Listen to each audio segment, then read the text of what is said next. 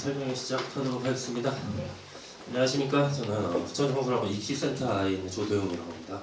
반갑습니다.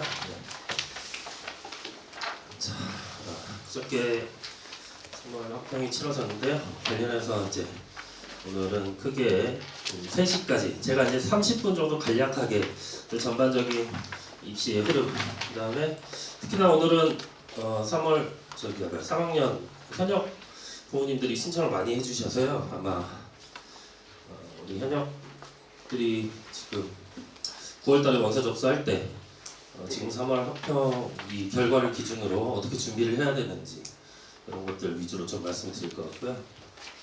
3시부터는 우리 지금 국어, 영어, 수학 대표 선생님들께서 이번 시험 관련해서 이제 설명을 해주실 겁니다.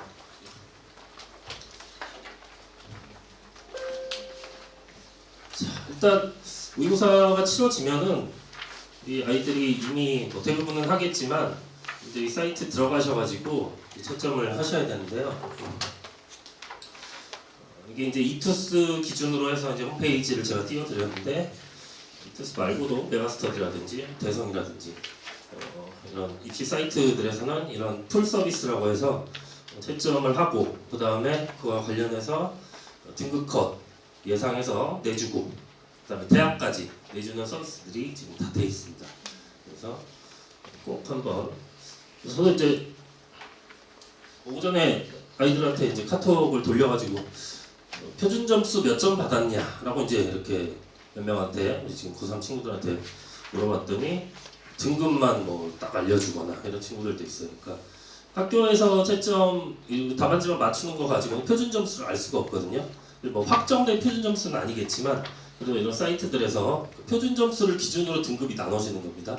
원점수로 지금 나눠지는 게 아니라는 거를 아셔야 되고요. 그래서 국어나 수학 같은 경우는 저기 선택 과목들이 나눠져 있기 때문에 이것들이 표준 점수 차이로는 좀 달라질 수 있기 때문에 그리고 이 사이트별로도 조금씩 다르기 때문에 여러 사이트들을 가지고 좀 종합해서 우리 아이의 성적을 좀 보셔야 된다. 그걸 말씀을 드리고요. 자, 맨 위에 이투스, 메가, 대성, 종로, UA, 진학사, EBS까지 해서 지금 예상되는 그 표준 점수 등급 컷 제가 이제 평균 낸 거거든요. 그래서 한 군데만 믿기는 좀 그렇기 때문에 이게 지금 상황으로는 여러 전문 기관들에서 낸 그 등급 컷 표준이다라고 보시면 됩니다. 아까 이제 물어본 친구는 국어는 표준 점수 125점을 받았다고 하더라고요. 그러면 몇 등급일까요? 2등급이죠. 2등급인데 좀 밑에 있는 2등급이라고 이제 보셔야겠죠. 그리고 이번 3월은 재수생들이 들어오지 않은 거기 때문에 평균적으로 보면 이 친구는 수능 때 3등급 받을 확률이 굉장히 크죠. 이 위에 애들이 다 치고 올라오기 때문에 그렇죠? 이렇게 보셔야 되고 수학은 123점을 받았다고 하더라고요. 딱 3등급이긴 한데 딱 중간 3등급이 되겠죠. 그래서 등급으로만 딱 보는 게 아니라 이게 높은 그 3등급인지 중간인지 낮은지 낮은 거는 한 급 떨어질 가능성이 굉장히 크다라는 것까지 계산을 해주셔야 되고요.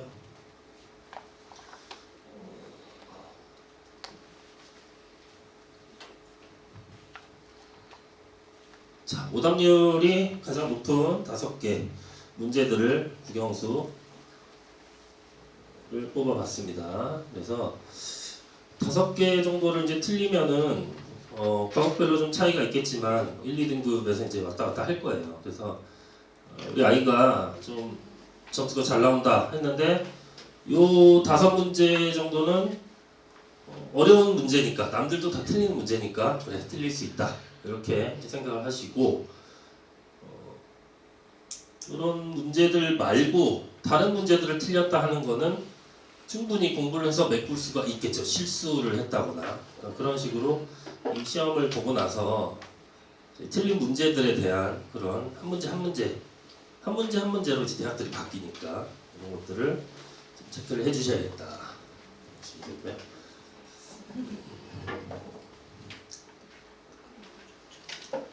제가 오늘 그 넣어드린 그 종이 중에 요렇게 생긴 종이 한번 찾아보시겠어요?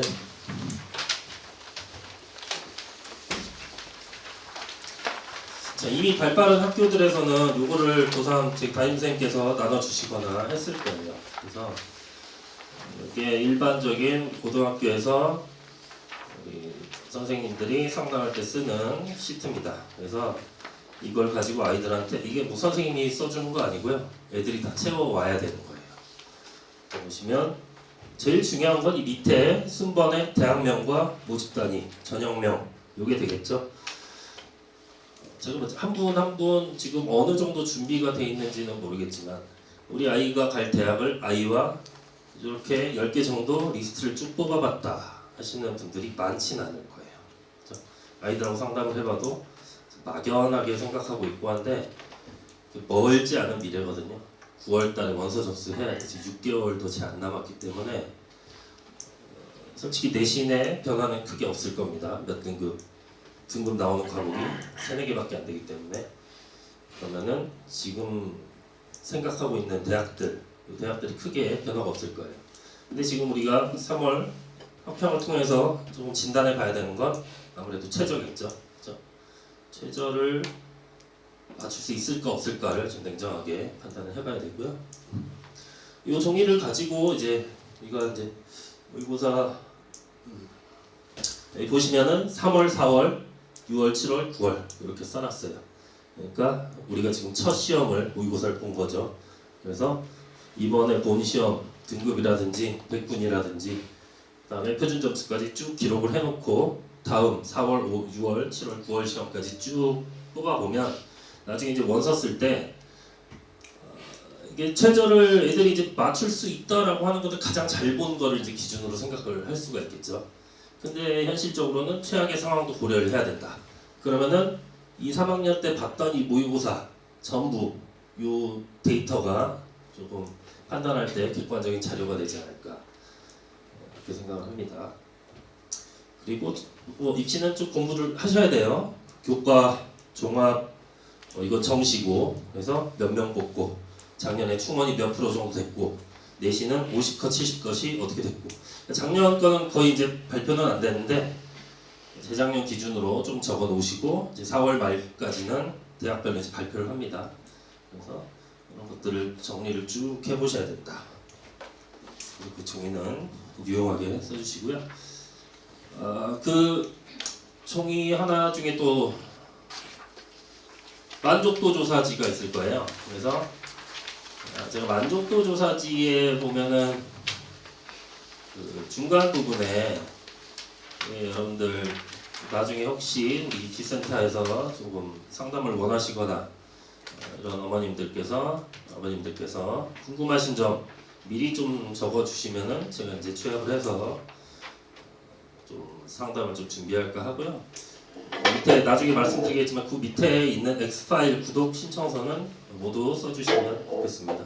돈 드는 거 아니고요. 그냥 이메일로 매달 입시 정보를 받아볼 수 있는 서비스이기 때문에 간단하게 이메일만 적어주시면은 최신 입시 소식을 받아보실 수 있다. 이제 만족도 조사지를 이제 제가 딱 수거를 할 텐데요. 근데 나중에 이제 제가 개별적으로 연락을 드려서 어머니 뭐 이런 거 궁금하신데 한번 입시센터 잠깐 오시겠어요? 했을 때 이 종이를 들고 오셔야 돼요.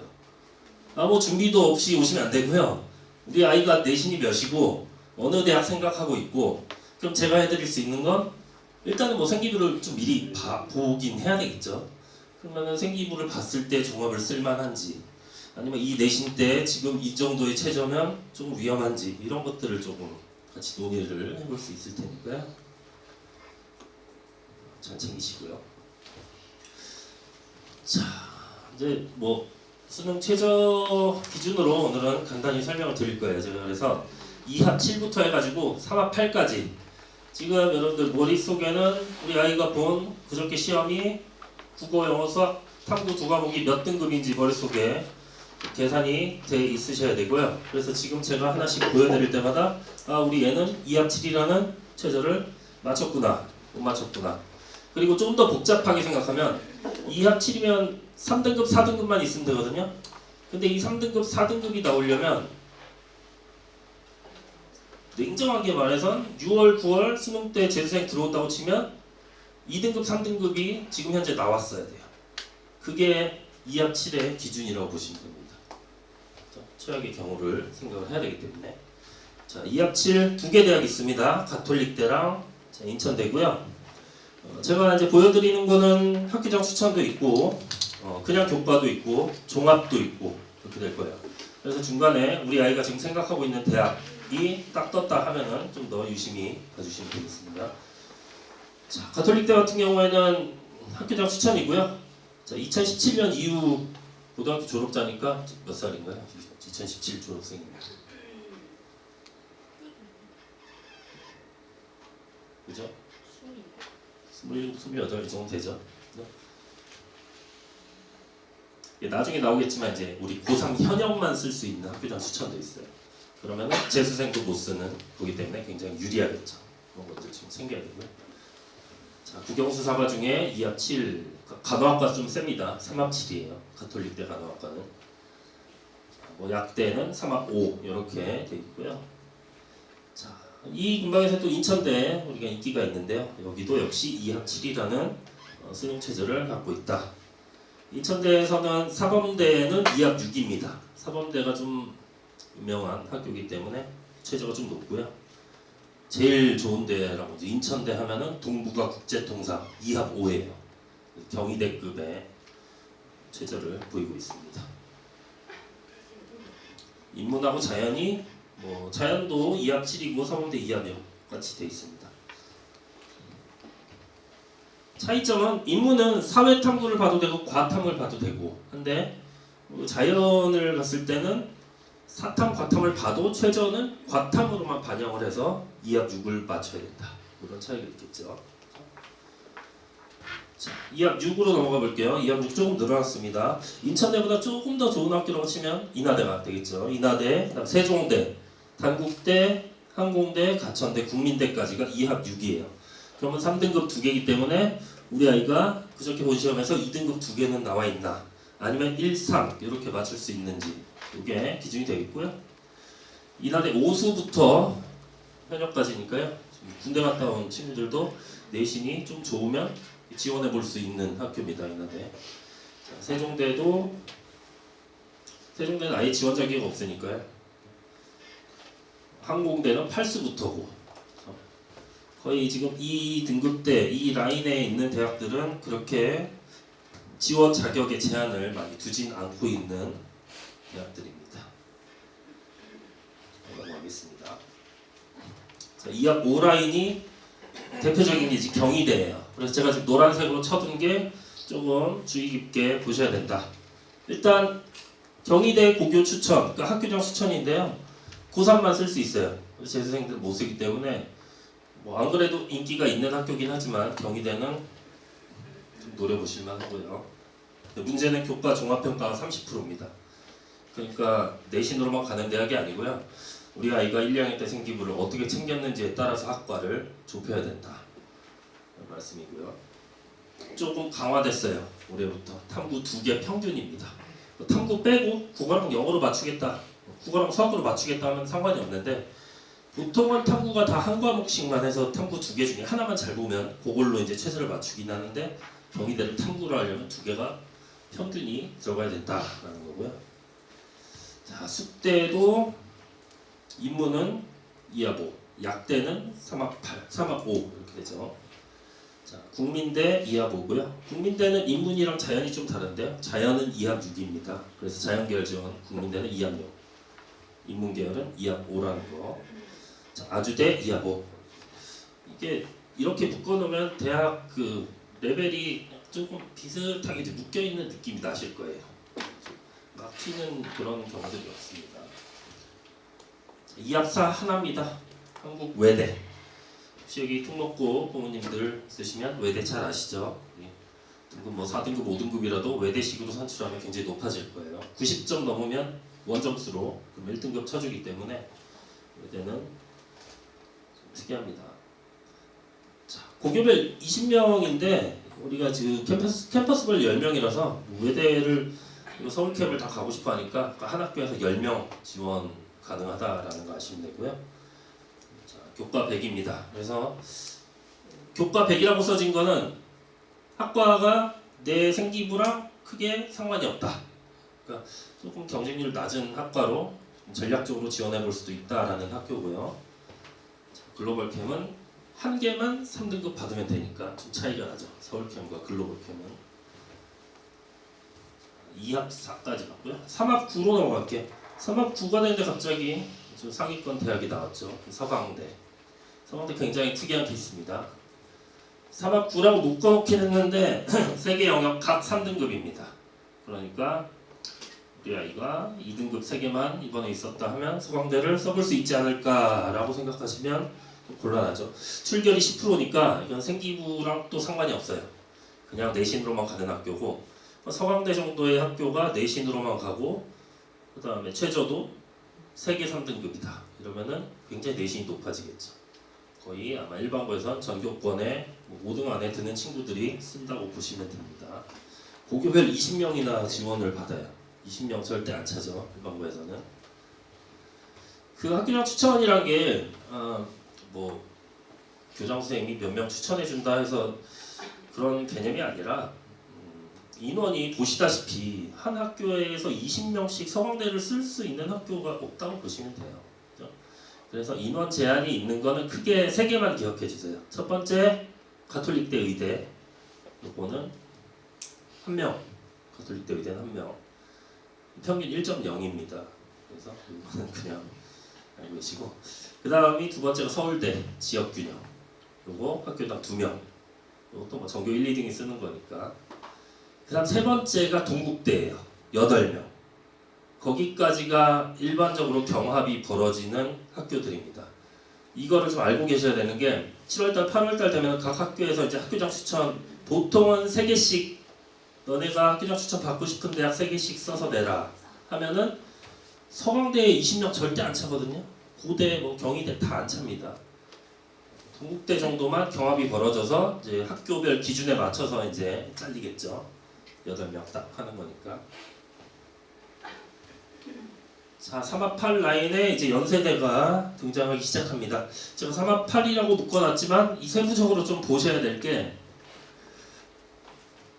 맨 위에 홍익대도 있네요. 자, 3합 8의 이제 대표는 홍익대입니다, 사실. 그래서 학교장 추천 3수부터 쓸 수가 있고요. 그 다음에 탐구 1개 들어가고 3합 8입니다. 둘 다 인문자예요.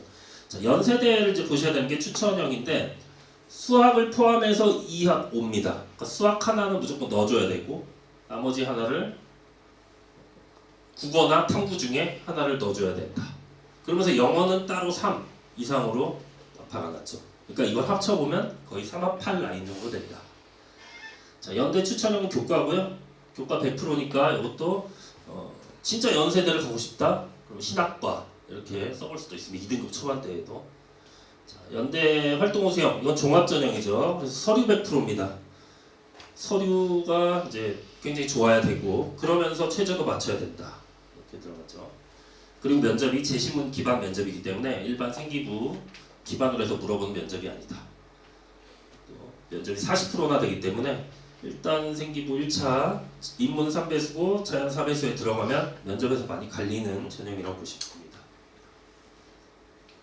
자, 3합 7이 아마 좀 괜찮은 대학의 수능 최저의 그 기준점이라고 보시면 돼요. 3합 7은 요거 말고 다음 페이지에도 대학이 또 있고 거의 기준점이다. 고대, 서울대, 시립대, 성균관대, 중앙대 쭉 있습니다. 자, 지금부터 보니까 노란색이 많죠. 고대, 고3만 쓸 수 있습니다. 학교 추천. 그리고 서류평가 20이기 때문에 학과 마음대로 못 써요. 우리 아이가 어떤 과목이 이수했는지 생기부 뭘로 챙겼는지에 따라서 써야 됩니다. 탐구 2개 평균이니까 같은 3합 7이라도 조금 빡센 면이 있죠. 자, 서울대 역시 탐구 2개 평균 아까 말씀드렸듯이 고교별 2명 되고요. 자, 시립대도 10명이나 봤는데 시립대도 교과로 가려면 1점대 나와야 됩니다. 근데 지금 일반고에서 1점대가 10명이 안 나오는 경우가 훨씬 많거든요. 정규 10등 안에 들어도 2등급대로 넘어가는 학교도 굉장히 많아요. 그래서 이것도 다 안 찬다 보시면 되고요. 자, 성대 같은 경우에는 진로 선택이나 전문 교과 정성평가 20% 들어가기 때문에 이것도 아무 학과나 쓸 수 있는 전형은 아니다. 추천 인원도 최대 15명, 성대 15명 못 쓰겠죠. 대신 고3 현역이니까 재수생, 삼수생의 경쟁은 피할 수 있다 보시면 되고요. 자, 성대에서 글로벌자 들어가는 글로벌 경영 이런 학과들은 3합 6입니다. 좀 더 높은 최저를 보이고 있습니다. 그래서 이 글로벌 경영이나 이런 학과들 경영학과를 그냥 쓸까 글로벌 경영을 쓸까 할 때 이왕이면은 최저가 조금 경쟁력이 있다 하면 글로벌 경영 과감하게 도전해 보는 것도 전략이 되겠죠. 3합 7과 3합 6도 굉장히 큰 차이입니다. 최저 탈락률에서 보면. 자, 3합 7의 두 번째 연대 국제형. 연대 국제형이 작년에 이제 난리가 났죠. 영어가 2등급이라고 되어 있는데 작년까지 1등급이었어요. 그래서 수시에서 영어 최저 1등급을 못 맞춘 애들이 너무 많아가지고 원래 90명을 뽑으려고 했다가 12명인가밖에 충원이 안 돼가지고 정시로 80몇 명이 넘어왔어요. 그 정시 인원이 그냥 확 늘어나가지고 근데 올해는 2등급이기 때문에 작년에 영어가 너무 어려워가지고 요거를 다 충족을 못한 그런 케이스가 국제형이었다. 역시 면접 40%고요. 국수 중 한 과목 포함해서 2화 보니까 국수로 2하고 맞추든지 국어 탐구 맞추든지 수학 탐구 맞추든지 이렇게 가야 된다. 자, 중앙대는 같은 3합7 라인에서 조금 널널합니다. 거꾸로 영어 2등급도 1등급으로 간주를 해줘요. 그러니까 엄밀히 말하면 3합8이라고 보셔야겠죠. 중앙대는 역시 고교별 20명 재수생 포함이니까 지금 중앙대 밑에 학교를 다니는 친구들도 내신이 일적대 후반이다 하면 한번 막 도전을 할 수 있는 전형이죠. 이게 이제 동전의 양면이에요. 우리가 지금 현역이라면 저렇게 재수생까지 껴드는 거는 분명히 현역만 쓸 수 있는 것보다 좀 불리하다라고 보시면 되고요. 자, 한양대가 3합 7이라는 최저를 만들면서 올해 새로 신설을 했습니다. 그래서 이쪽 라인 대학 생각하시면 한양대는 과감하게 쓰셔야 됩니다. 전년도까지 없었던 전형이기 때문에 입결도 없고요. 그만큼 좀 노려볼 만한 그런 학교가 되겠습니다. 한양대. 제가 한다면 2점대 초반이라도 한번 상향으로 질러 볼 만한 그런 학교라고 보고 있어요. 여러 가지 변수가 많죠. 2대 2,000명 증원되고 작년에 생긴 그런 첨단 학과들도 있고 하기 때문에 도전해 볼 만하다. 자, 연대 고3 현역만 할 수 있고요. 고3 재적 인원이 5%니까 우리가 200명이 고3 인원이라고 치면 몇 명일까요? 5%면 아니 왜 웃으세요? 200명의 10%는 20명이니까 5%면 10명 그죠? 연대 추천형 한 학교에서 10명 절대 안 차겠죠. 그죠? 자, 활동 우수형도 이 앞서 이렇게 3합 7라인으로 일어났고요. 자, 3합 6라인 이화여대 하나 있습니다. 여학생들 여대 많이들 가기 싫어하는데 그냥 입시적인 측면만 보면 여대 버리면 절대 안 돼요. 이대, 숙대, 성대, 성신여대, 덕성여대, 동덕여대, 서울여대까지 이 서울, 인서울 할 수 있는 것 여대를 버리면 굉장히 파이가 작아집니다. 역시 이것도 미래인재라서 생기부가 굉장히 좋아야 돼요. 종합전형입니다. 생기부 좋으면서 3합 6을 맞춰야 되니까 요거는 생기부가 어느 정도 돼 있으면 요 3합 6 맞추면은 크게 어렵지 않아요. 여대 지금 기피 현상도 되게 심하고 하기 때문에 이대에서 미래인재 전형으로 어느 학과를 좀 노릴지 마지막 3학년 1학기 생기부를 어떻게 좀 맞출지 그런 것들을 얘기를 좀 해보시면 좋겠습니다. 자, 끝판왕이 4합 8이죠. 의대 위치한 학수 빼고는 4합 8이 끝판왕이고요.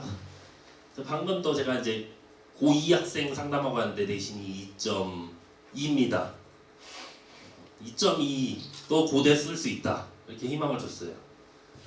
4합 8이라는 최저만 맞추면 이런 단서가 붙죠. 그래서 지금 2점대 초반 실제로 많이 씁니다. 이 고대 학업 우수형은. 어차피 6장의 카드니까요. 그래서 내가 고대 한번 써봤다. 이것도 기분이 다르거든요. 그리고 실제로 어떻게 될지 모르고. 근데 4합 8이라는 최저면은 전부 다 2등급이라고 치면 전부 다 2등급이면 최소 건대를 가거든요. 정시로는. 건대 이상은 갑니다. 중경예시 낮은 과도 갈 수 있는 게 정시에서 전부 다 2등급이에요. 그 정도의 최저를 원하고 있기 때문에 꼭 한번 지원을 해보시면 좋겠다. 자, 이제 시간이 5분 남았는데 저희 그 입시 교실이라고 학부모 입시 교실이라고 4월달에 이제 예정이 돼 있습니다. 그래서 고3부터 해서 고3, 고2, 고1, 중3까지 이렇게 제가 쭉 진행을 하고요. 이 시간입니다. 4월 13일 토요일, 다다음 주 토요일부터 쭉 고3, 고2, 고1로 하기 때문에 주변에 중3 어머니, 고1 어머니, 고2 어머니 좀 홍보 좀 부탁드리고요. 입시 교실이기 때문에 좀 더 이제 입시 용어라든지 이런 것부터 해서 차근차근 한번 입시를 배워가는 시간이 되겠다. 그거고요. 자, 입시 엑스마일 구독 신청서 아까 저기 꼭 구독을 다 해주시면 좋겠습니다. 지역 입시 매거진이고요. 제가 생각하는 건 이 입시 엑스파일 이 구독을 부탁드리는 이유가 사실은 많이 봐주셔야 이거를 제작할 좀 힘도 나고요. 더 중요한 건 우리 어머님들 아니면 학생들이 지금 뭘 원하는지 이런 것들 좀 피드백을 받고 싶거든요. 예를 들어서 지금 3월호에서 제가 지금 낸 거는 정명고가 이제 메인 타겟이었어요. 근데 사실 정명고 부모님들이나 학생들이 많이 안 봐주면 큰 의미가 없기 때문에 좀 적극적으로 우리 학교도 좀 다뤄달라, 아니면 우리 학교가 좋은지 저쪽 학교가 좋은지 이런 것들, 그리고 또 소재들을 제가 좀 얻고 싶어서 이렇게 구독을 부탁을 드립니다. 제가 준비한 건 여기까지고요. 궁금한 거 있으시면 한 3분 정도 남았는데요. 질문 하나만 받아볼까요?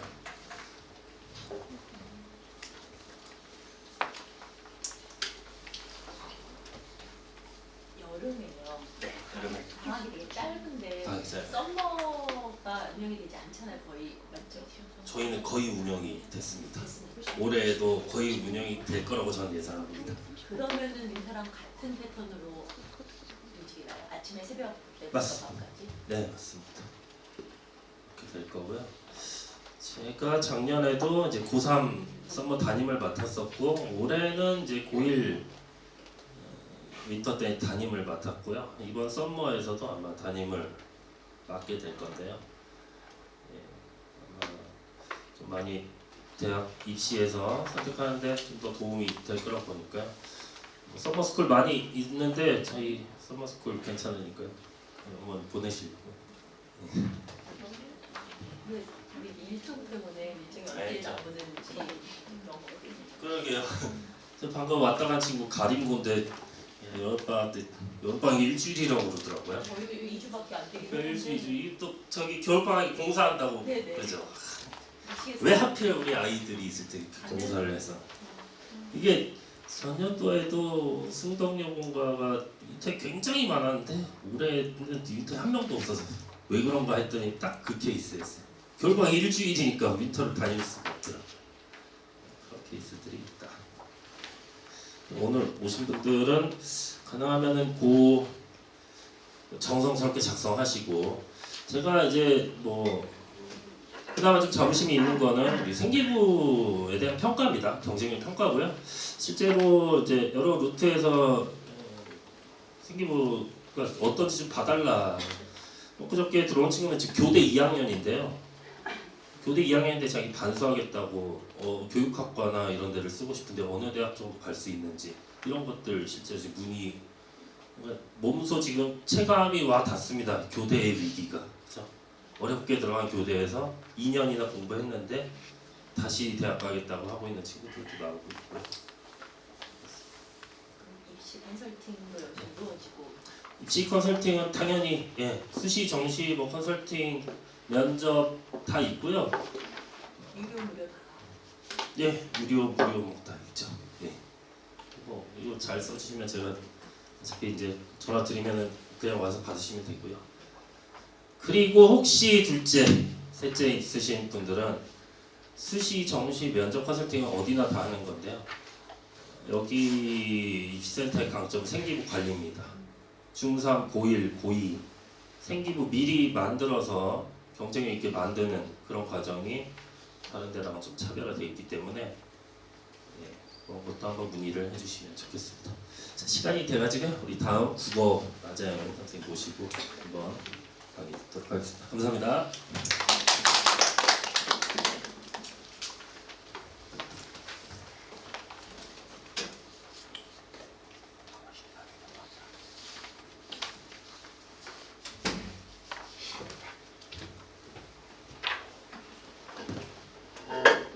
네, 안녕하세요.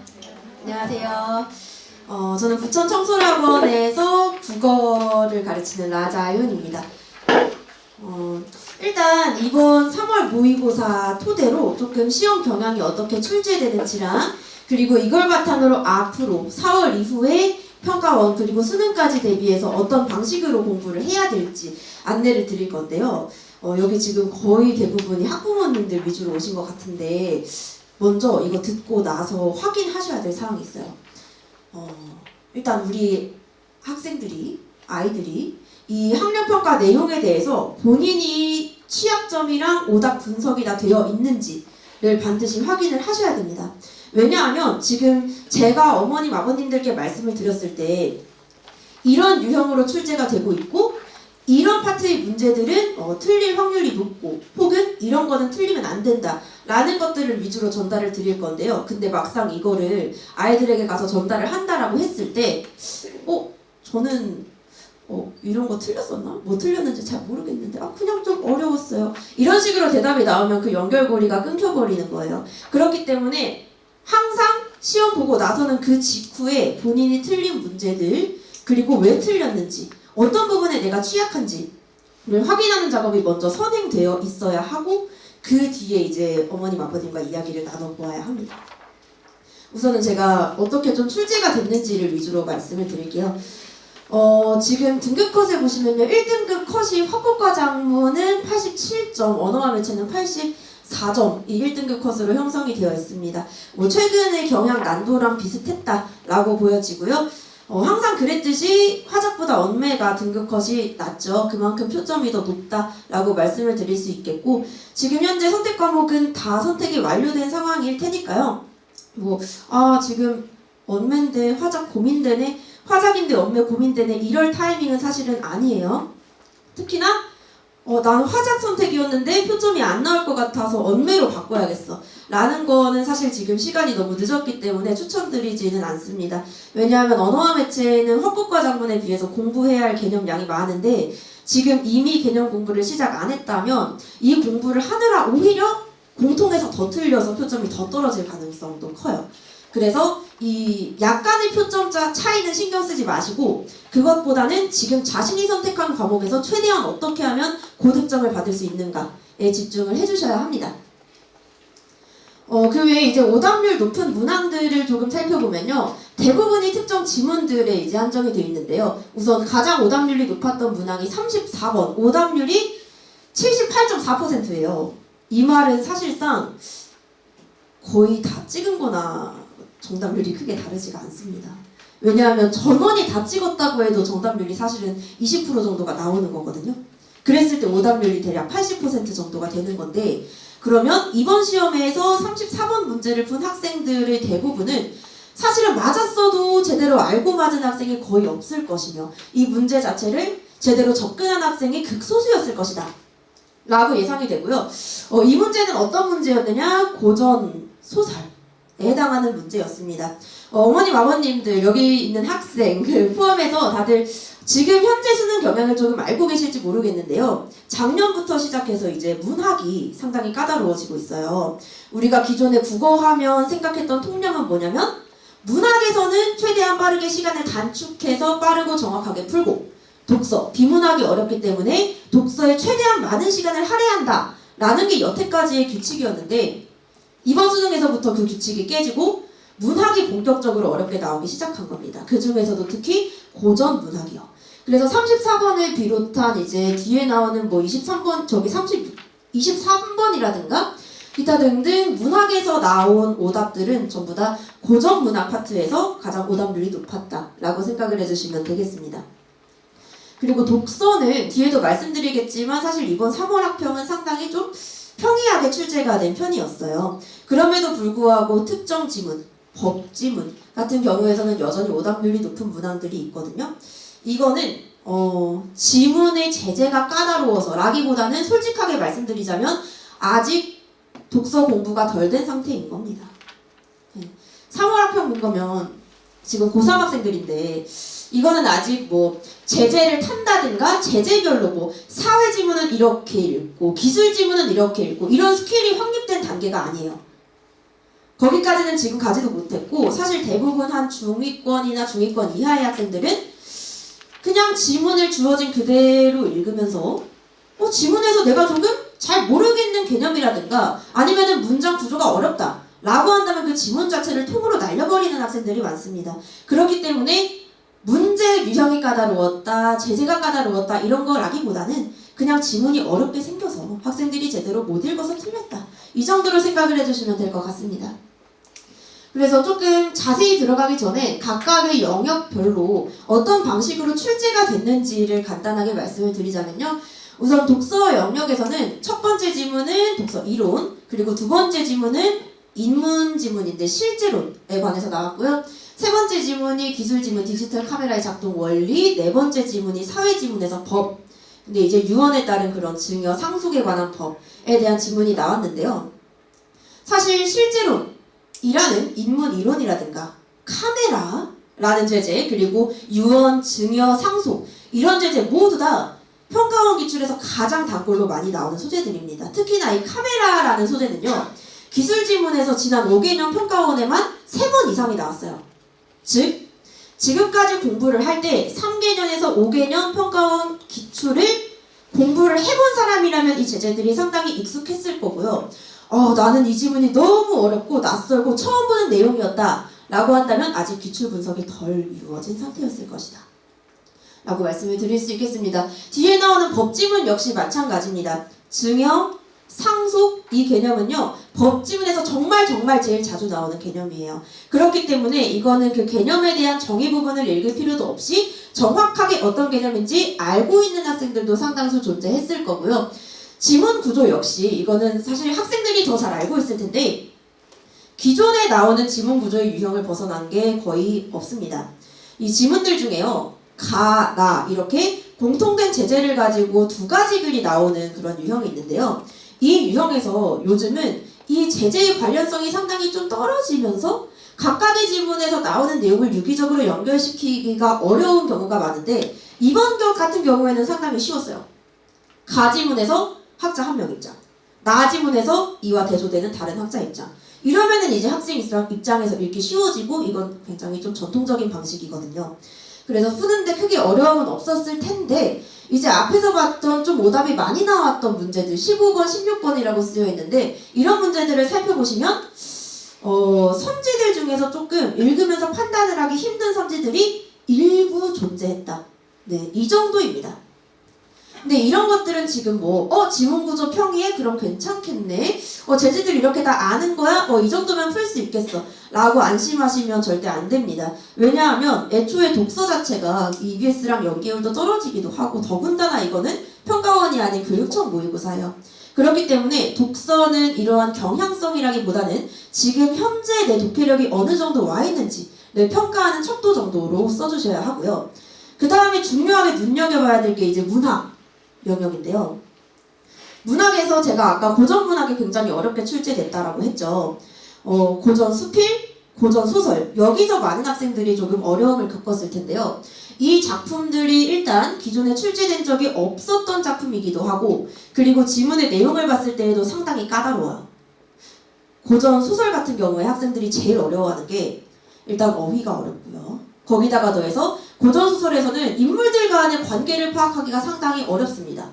현대 소설은 얘 누구고 쟤 누구고 이런 거 다 알겠다라고 한다면 고전 소설은 일단 한 인물을 가리키는 명칭부터 여러 개예요. 그렇기 때문에 얘가 대체 누군지 갑자기 튀어나와서 뭐 하는 건지 이런 것들이 전혀 파악이 안 되는 경우가 많은데 그런 것들에 이제 인물들 수를 확 늘려버리고 사건들도 확장이 된다면 그냥 지문 자체의 난도가 높아지는 거거든요. 그게 요즘의 출제 경향성인데 이번에도 그렇게 출제가 되었습니다. 거기다가 이제 사실은 선지들 중에서도 좀 지역적인 디테일한 부분들을 물어보는 선지가 있었는데 만약에 본문이 잘 이해가 안 돼서 어떤 사건들이 구체적으로 일어났는지가 아주 정확하게 파악이 안 됐다면 중간에 살짝 놓치고 지나간 문장들 중에서 출제된 선지들 이런 것들 놓쳐서 틀린 문제들도 상당히 많이 존재했을 겁니다. 그리고 이제 이런 현대소설이나 고전수필은 이 장면, 바로 전의 수능과 좀 유사하게 교육청에서 맞추려고 노력한 흔적이 보이는데요. 그건 잠시 뒤에 조금 더 자세하게 설명을 드리도록 하겠고요. 그 외에 이제 화작이나 언매 같은 경우에는 사실 화작도 어렵지 않았고요. 언매도 어렵진 않았어요. 근데 다만 이제 학생들 입장에서 느꼈을 때에는 시간이 조금 부족했다. 예. 그래서 좀 시간만 충분했으면 안 나왔을 실수들이 있었다. 라는 경우가 많이 있었을 겁니다. 화작도 마찬가지고 언매도 마찬가지고요. 그런데 이거는 정말 제가 드릴 말씀이 없어요. 그냥 아직 기본기 숙지가 덜 됐다라는 말밖에는 할 말이 없습니다. 언매 그럴 수 있어요. 왜냐하면 언매는 적어도 6월까지는 이 언어, 그러니까 문법적 개념을 계속해서 반복, 암기, 이해, 학습을 해야 됩니다. 지금 3월이니까 당연히 아직 취약한 부분이 있을 수 있고요. 그 부분들 위주로 6월까지 보완을 해주면 됩니다. 그리고 화작은 학생들이 많이 틀린 이유는 공부를 할 필요가 없기 때문에 안 해서요. 네. 아실 분들 다 아시겠지만 학생들이 화작을 선택하는 이유는요. 공부할 게 없습니다. 전혀 없다고 보시면 되고, 사실 화법과 작문 영역의 공부라는 것은 이 지문을 최대한 어떻게 하면 좀 스킬풀하게 읽어서 지문 전체를 다 오랜 시간 거쳐서 독해하지 않더라도 거기서 정확한 정답을 끌어내느냐 라는 그런 스킬을 익히는 게 거의 전부인 과목이기 때문에 아직까지는 그냥 본인 머리대로, 본인 눈에 보이는 대로 아무런 스킬을 숙지하지 못한 채로 푸는 학생들이 많이 있었을 겁니다. 지금까진 그랬을 수 있어요. 근데 이제는 공부를 시작해줘야 할 타이밍이에요. 사실 제가 한 2월부터 이제 화작반을 개강을 했었는데요. 지금 듣고 있는 학생이 있는데, 이 수업 때도 계속 제가 어떤 내용들을 강조를 했었냐면, 화작은 절대 시간을 많이 투자하지는 말되, 일주일에 한두 시간은 할 수 있게끔 해라. 즉, 하루에 한 10분 정도만 해주면 됩니다. 그래서 이 스킬을 잊어버리지 않으면서 감이 죽지 않게끔만 연습을 해주시면 되는데, 만약에 우리 자녀가 그 공부조차 안 하고 있다 라고 한다면 이제 화작도 슬슬 한 세트씩 풀어봐라 라고 말씀을 해주시고요. 만약에 우리 아이가 언매 공부 안 하고 있다, 이거는 큰 문제이기 때문에 당장 언매 개념 공부 반복 학습하라고 전달을 좀 해주시길 바라겠습니다. 그래서 이제 각각 영역을 조금 더 디테일하게 들어가면요. 첫 번째, 이 독서 이론은 원래 쉬운 지문이기 때문에 볼 필요가 없어요. 이거는 그냥 빠른 시간 안에 무조건 담아줄 수 있는 지문이기 때문에 넘어가고요. 그 다음에 두 번째로 말씀을 드릴 게 제가 이야기했던 두 가지 가나 지문이 복합으로 나오는 복합 유형 지문인데요. 여기 보시면 알겠지만 첫 번째 지문이 메야수라는 학자의 견해, 두 번째 지문은 굿맨이라는 학자의 관점입니다.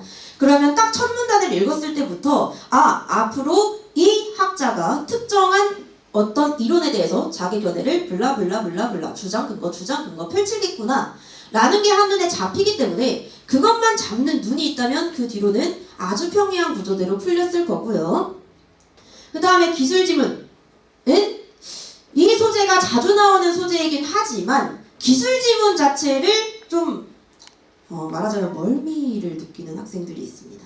특히나 이제 좀 문과 성향이 있는 학생들은요, 그냥 그 기술 지문에 쓰여있는 제재 용어들만 보고도 이거 무슨 소리인지 그냥 못 알아듣겠어요. 이거 그냥 아예 이해가 안 가요 라고 말하는 경우가 있는데, 당연히 이건 배경 지식을 가지고 푸는 게 아니기 때문에 처음 보는 제재, 처음 보는 용어를 어떻게 구조화해서 읽을 것인지에 대한 훈련만 했다면 크게 어렵지는 않았을 겁니다. 그리고 이제 이 14에서 17번 지문이 제재는 좀 낯익긴 하지만 이 유언, 증여, 상속 각각의 용어 개념들이 정의가 안 된 상태에서 들어갔다면 여기서 좀 오답이 많이 나올 수 있었습니다. 15번, 16번이 조금 어려운 문제들이었다. 그래서 좀 주요한 문제들 몇 개만 살펴보자면요. 이게 이제 디지털 카메라 기술 원리 지문인데요. 여기 보시면은 자, 이게 첫 문단이에요. 디지털 카메라가 피사체에 반사된 빛을 렌즈를 통해서 이미지 센서의 피사체 상에 맺히도록 만들고 이 상을 이미지 데이터로 변환하여 한 장의 사진으로 저장한다. 이게 딱 첫 문장입니다. 대부분의 지금 현재 고3 학생들이요, 그냥 이 첫 문장을 읽고 그렇구나 하고 기억 있으니까 기억 가지고 뭐 물어보겠네 하고 이렇게 밑줄 쫙 치고 저장 이런 데다 동그라미 쓱 치고 화소 평면 쓱 동그라미 치고 이러고 넘어가거든요. 그런데 이 첫 문장에서 뒤에 나올 문단의 구조를 전부 예측하는 능력이 확보가 되어 있었다면 이게 사실은 진짜 독해력이거든요. 그 독해력만 갖추고 있었다면 그 뒤에 2문단, 3문단, 4문단 전부 다 구조 예측이 가능해서 읽는데 전혀 어려움이 없었을 거예요. 자, 첫 문단 다시 볼게요. 디지털 카메라가 제재죠. 피사체에 반사된 빛을 렌즈를 통해서 이미지 센서에 피사체의 상이 맺히도록 만들고까지의 과정이 앞으로 제시가 되겠죠. 어떻게 이미지 센서에 피사체의 상이 맺히는지가 그럼 다음 문단에 제시된 내용이고요. 그 원리를 설명을 할 거고요. 그리고 이어서 이미지 데이터로 변환이 되는 과정이 또 하나 나오겠죠. 이렇게 기술 지문은 항상 특정한 기술의 원리와 그 원리가 적용되는 과정이라는 순서로 제시가 됩니다. 이걸 알고 있는 학생에겐 너무나 쉽고 그걸 모르고 그냥 읽어봐야지 하는 학생에게는 이 얘기했다가 저 얘기했다가 하는 것 같고 이렇게 받아들여졌을 겁니다. 그렇기 때문에 지금 독서가 약하다. 엄마 난 비문학이 너무 어려워. 이렇게 이야기하는 경우가 있다면 그중 대부분은 각각의 지문의 문장들을 보고 구조화하는 능력이 아직 부족한 거기 때문에 당장 야 그럼 너 기술 못하니까 기술 풀어봐. 법 못하니까 법 풀어봐. 이런 것보다는 지문에서 어떤 제재가 나오건 간에 이렇게 각각의 문장을 보고 구조화하는 능력을 조금 키워주셔야 돼요.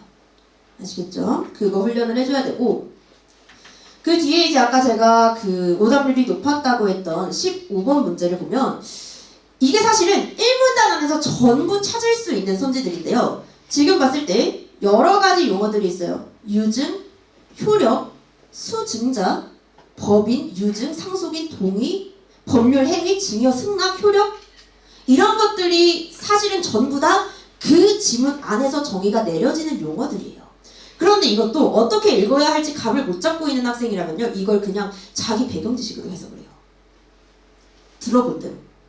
유증, 유언, 죽을 때 얘기하는 거 거기 증언하는 거 같고 효력, 그게 뭐 되냐 안 되냐 같고 사망 뭐 알겠고 유효, 뭐 힘이 있다라는 거고 상속인, 상속받는 사람 이런 식으로 그냥 자기가 생각하는 대로 해석을 해버리는데 사실은 이것들 하나하나가 물론 일상에서도 쓰이지만 이 지문에서 정의가 내려진 용어이기 때문에 그 정의가 된 범위가 굉장히 명확하고 그 범위에서 조금이라도 어긋나면 불일치로 판단이 되어야 합니다. 그래서 사실은 이 문단을 읽으면서 법률상의 유언이라는 용어를 확인하고 그 다음에 법률상의 유언이라는 게 이러한 행위라는 것을 본인의 언어로 읽으면서 만들 수 있었어야 해요. 그런데 이거를 자신의 언어로 만드는 게 아니라 대부분 제가 가르치는 학생들도 그렇고 대부분의 학생들은요. 그냥 여기다가 개념 이러고 줄을 쫙 칩니다. 자기 사망으로 권리관계의 변동이 일어나게끔 일방적인 의사를 표시하는 법률 행위까지 밑줄을 쳐요. 그게 어떤 건데? 아무도 예시는 못 들죠. 이게 정확하게 어떤 뜻인지는 모르니까. 근데 결국에는 이 문장들 안에서 25번 문제에 대한 1, 2, 3, 4, 5번 선지를 다 판단할 수 있는 거거든요. 이런 것들을 좀 디테일하게 챙기는 능력들을 역시나 키워줬어야 하는 거고요. 그 다음에 16번도 마찬가지입니다. 16번도 이 기억은 보시면은 이 문단에 좀 있었는데요. 사실은 여기에 대한 답은 어디까지 쭉 읽어 내려갔어야 하는 거냐면 마지막 6문단까지 읽었어야 요 앞에 이 기억이라는 유증으로서 배우자나 자녀에게 법정 상속분과 다르게 재산을 물려줄 수 있는 데에 대한 사례가 나와요. 그런데 이 용어들의 개념 관계를 이해하지 않고 그냥 재산을 이렇게 물려주는 거? 그러면 그 사례는 좀 이따가 나오겠지? 하고 그냥 냅다 그 바로 직전과 직후의 맥락만 해석을 하는 겁니다. 기계적으로. 거기 없거든요. 사실은 그 각 문단의 구조를 이해했을 때 뒷부분에서 여기서 나와요. 마지막 문단에서 상속인이 아닌 사람이나 단체의 요 방법으로 상속인과 달리 수증자는 이렇게 될 수 있다라고 말을 하고 있거든요. 근데 아까처럼 일상어로 해석을 해봅시다. 상속인 받는 사람, 수증자 이것도 받는 사람인데 여기서부터 이미 구분이 안 돼버리면 당연히 이런 문제의 정답의 단서를 찾을 수는 없어지겠죠. 근데 이렇게 저희가 보면 너무 쉽게 풀 수 있을 것 같잖아요. 그쵸? 아니 앞에서 봤다시피 배우자 자녀 말고 그러면 누구한테 누구한테 또 물려줄 건데? 자녀 상속인 아닌 다른 사람? 이런 수증자라는 또 사람이 있나 보네? 그 사람한테 받는 거구나 라고 저희 같으면 해석을 할 수 있을 것 같지만 이게 이 긴 볼륨의 지문 안에서 중간에 있는 내용을 읽으면서 그거 하나하나를 그저 한 줄 한 줄 암기하고 전체 구조를 파악하지 못한다면 까먹어요. 중간 부분을 읽어내려가면서 여기까지 왔을 때 앞에 애초에 이 기억이라는 게 있다는 걸 까먹는단 말입니다. 그러면 이거 대체 어딨냐고 문제 풀 때 다시 돌아가서 처음부터 끝까지 다 읽는 거예요. 그러면 당연히 뒤에 시간 모자라죠. 네. 이 정도였고요. 사실은 이게 그나마 어려웠던 거지 크게 주목할 만한 포인트는 많지는 않았습니다. 중요한 건 문학 파트였는데요. 이제 문학을 조금 자세히 설명드릴게요. 원래 교육청 모의고사는 평가원 모의고사와 다르게 EBS 지문이 연계가 되는 건 아닙니다. 그런데 이번에 조금 독특하게 EBS 수능 특강 작품이 하나가 연계가 됐어요. 고전시가 중에서 이 우활가라는 작품이 이제 이번 수능 특강에 실린 작품이었는데요. 이거는 제가 봤을 때는 근데 학생들 체감 연계율은 그렇게 높지 않았을 것 같습니다. 왜냐하면 아직 아이들이 좀 수특 분석이 제대로 이루어지지 않아서 이 우활가라는 작품까지 분석이 안 간 학생들도 있을 거고요. 혹은 한번 분석을 했다고 할지라도 이 작품들이 지금 다 암기까지 이루어진 상태가 아니기 때문에 이거 어디서 본 것 같기도 하고 아닌 것 같기도 한데 정도의 그런 체감 연계율이었을 거라고 보입니다. 그러면은 이제 작품들 좀 어떻게 출제가 됐는지를 살펴봤을 때요. 이 가나다 중에서 가는 수특 공부를 좀 열심히 했다면 쉽다 느꼈을 작품 아니면은 낯설다 느껴졌을 거고요. 낙원도 역시 여태까지 출제가 된 적이 없었던 작품이긴 하지만 사실 한 3, 4등급 정도만 되는 학생들이라도 이 낯선 작품 쉽게 해석할 수 있어요. 왜? 국어에서 어부라는 이 시어가 나오는 순간 학생들은 뻔하다라고 느껴요. 어부? 그러면 또 자연 속에서 즐기겠구나 이렇게 의뢰 생각을 하고 그 의뢰 생각하는 통념적인 주제가 맞거든요. 그래서 나는 좀 쉽게 여겨졌을 건데 주목해봐야 하는 작품은 다 고전 수필입니다. 이 고전 수필이라고 하면 기존에는 그렇게 어렵게 출제가 되지 않았었어요. 그냥 글쓴이의 경험이 나오고 그 경험에 따른 깨달음 나오고 그래서 그 깨달음의 내용이 무엇이냐 라는 거를 묻는 좀 직관적인 문제만 있었다면 최근에 작년 수능부터 이 기조가 바뀌었습니다. 아마 집에 가서 아이들한테 물어보면 다 알고 있을 작년 수능 굉장히 유명한 고전 수필이 있는데요. 이즘을 논함이라는 작품이 있었어요. 근데 그 작품이 좀 이따가 보여드릴 건데 정말 무슨 수수께끼 배변처럼 쓰여있어요. 언뜻 봤을 때. 네. 그래서 대체 이 글쓴이가 말하고자 하는 바가 뭔지 너무 추상적이라서 파악이 안 될 정도로 어렵게 느껴지는 작품들로 요즘은 출제가 되는데요. 이번에도 역시 마찬가지로 이 다배굴룩이라는 작품에서 글쓴이의 가치관이 중간에 변하는 부분이 있는데 이 변하는 장면을 캐치를 못한 학생들이 상당히 많이 있었을 겁니다. 그래서 이제는 고전 수필도 그냥 뭉뚱그려서 경험 대충 알겠다. 이런 걸 깨달았구나 라고 크게 넘어가는 게 아니라 한 문장 한 문장 어떤 의미인지 마치 고전 시가처럼 해석할 수 있는 능력을 키워야 돼요. 훨씬 더 어려워진 거죠. 그래서 앞으로 고전 수필도 조금 집중해서 공부를 해야 된다. 네, 이거는 한 가지 꼭 기억을 해주세요. 기존에 이전 학생들은 고전 수필 공부 별로 안 했어요. 고전 시가, 고전 소설만 공부했거든요. 이제는 고전 수필도 필요하다 알아주시고요. 그 다음에 현대시는 사실상 틀렸으면 안 되는 건데 만약에 이 24에서 26번 중에 틀린 거 있다 라고 한다면 이거는 정말 기본적인 문학 풀이 방법을 모르는 상태라서 이거는 꼭 확인해 보시고 여기서 틀린 문제 있다면 문학 공부 처음부터 다시 시작해야 됩니다. 아시겠죠? 그 다음에 27에서 30번 현대소설. 현대소설도 우리가 옛날식으로 생각하면은 그래도 고전 아니고 현대문학이면 쉽지 소설이면 쉽지 라고 생각을 했었겠지만 최근에 한 2, 3개년 정도 평가원 경향이 어떻게 되냐면요.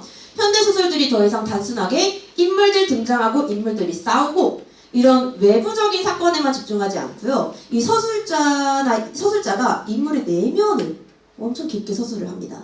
그래서 이 인물의 내면 심리를 파악하는 위주의 작품들이 주로 출제가 되고 있기 때문에 그런 작품들에 대한 학습도 필요하고 그걸 읽어내는 판단 능력도 필요하고요.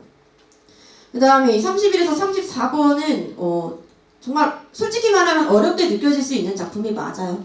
근데 그럼에도 불구하고 이거는 기본기와 관련이 있는 기본기적인 부분이기 때문에 고전소설 공부 꾸준히 해주면은 충분히 극복할 수 있는 문제다 라고 말씀드릴 수 있겠고요. 이게 이제 그 이번에 나왔던 제가 어렵다고 말씀드린 고전 수필이에요. 무슨 소리일까요? 그냥 딱딱 눈에 띄는 부분들만 볼게요. 원래는 이렇게 눈에 띄는 부분들만 확인을 했어요. 고전 수필을 읽을 때. 나는 맑은 구름을 좋아한다. 맑은 구름 읽으면서 즐겁다. 여기까지 이렇게 쭉 대략적으로 읽어내려간 학생들은 이 작가가 구름을 좋아하는구나. 거기서 조금 더 읽어냈다면 자연을 좋아하는구나. 여기까지 파악을 했을 겁니다. 그러면서 쭉쭉쭉쭉 내려갔을 텐데 갑자기 여기서 그러나가 나와요. 그러나 구름은 뭐가 이렇게 자꾸 변한다.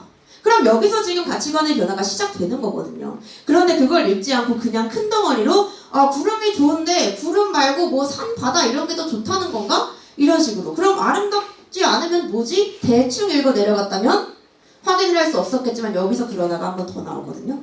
각 문장을 꼼꼼하게 읽어 내려가다 보면 내가 자연을 좋아하지만 이런 자연의 모습이 쉽게 변하기 때문에 여기서 실증을 느낀다로 갑자기 가치관이 바뀌었어요. 이건 우리가 흔히 아는 통념적인 관습적인 가치관과 다르잖아요.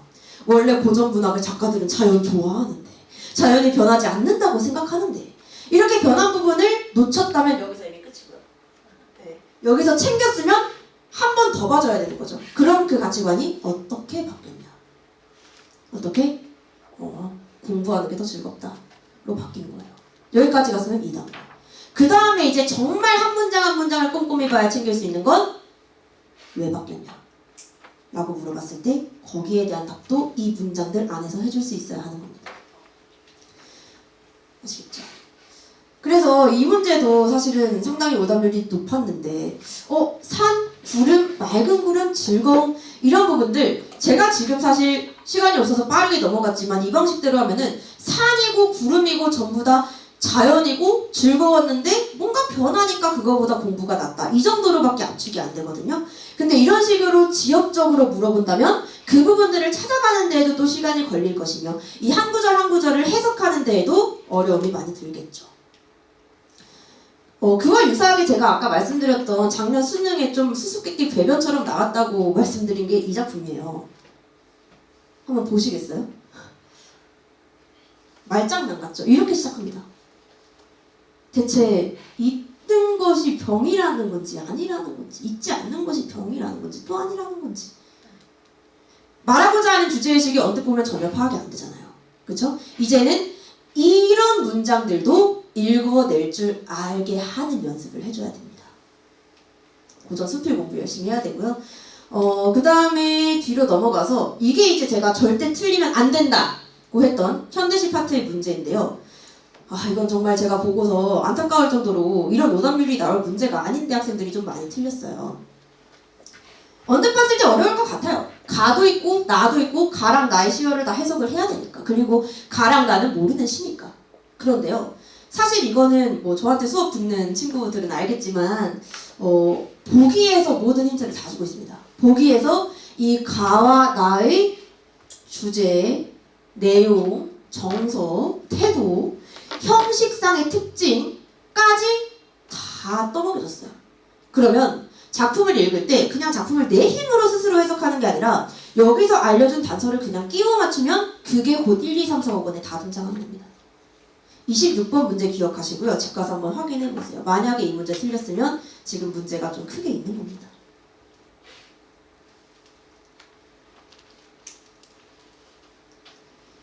뒤에 이제 이게 오답률이 가장 높은 문제라서 제가 실어봤는데요. 자, 이런 부분 충분히 어려울 수 있어요. 우선 이 만청길, 정몽렬, 그리고 선인, 악인 누군데 인물들 지문 읽어보시면 아시겠지만 엄청 많아요.